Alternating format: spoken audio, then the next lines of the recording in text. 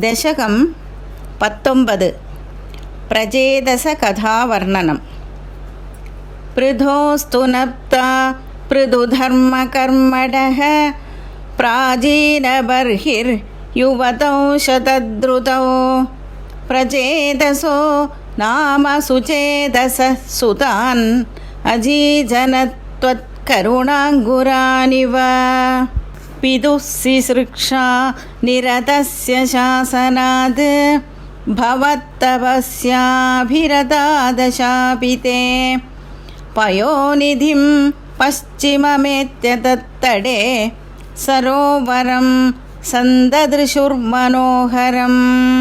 తదా భవత్తీర్థమిదం సమాగతో భవో భవత్సేవక దర్శనాభృతః ప్రకాశమాసాద్య పురప్రచేతసాం ఉపాదిశత్ భక్తతమస్తవస్తవం స్తవం జబందస్తమమీ జలాంతరే భవంతమాసే విశతాయుతం సమాహ భవత్సుగాస్వాద రసాదమీష్వియాన్ బభూవ కాలో ధ్రువవన్న శీఘ్రదా తపోభిరేషామధిమాత్రవర్ధిభిః సయజ్ఞ హింసా నిరతోపి పావితః పితాపి తేషాం గృహయాతనారదః ప్రదర్శితాత్మా భవదాత్మతాం యయో కృపాబలేనైవ పురః ప్రచేదసాం ప్రకాశమాగా పదగేంద్రవాహనః విరాజిచక్రాది వరాయుధాంశుభిః భుజాభిరష్టాభిరుదంజితద్యుతిః ప్రచేదసాం తావదయాచతామపి త్వమేవ కారుణ్య భరాద్వరానదాః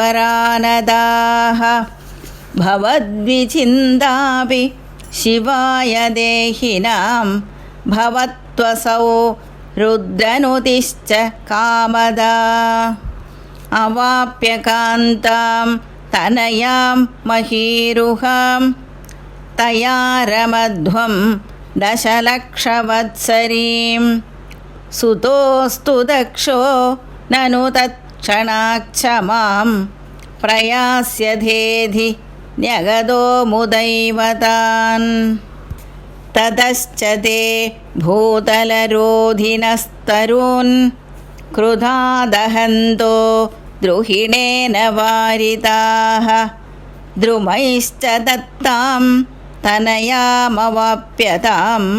త్వదుక్తకాలం సుఖినోభిరేమిరే అవాప్య దక్షం చ సుతం కృతాధ్వరాః ప్రచేదసో నారదలబ్ధయా ధియా అవాపురానందపదం తథావిధః త్వమీశ వాతాలయనాథ పాహి మాం.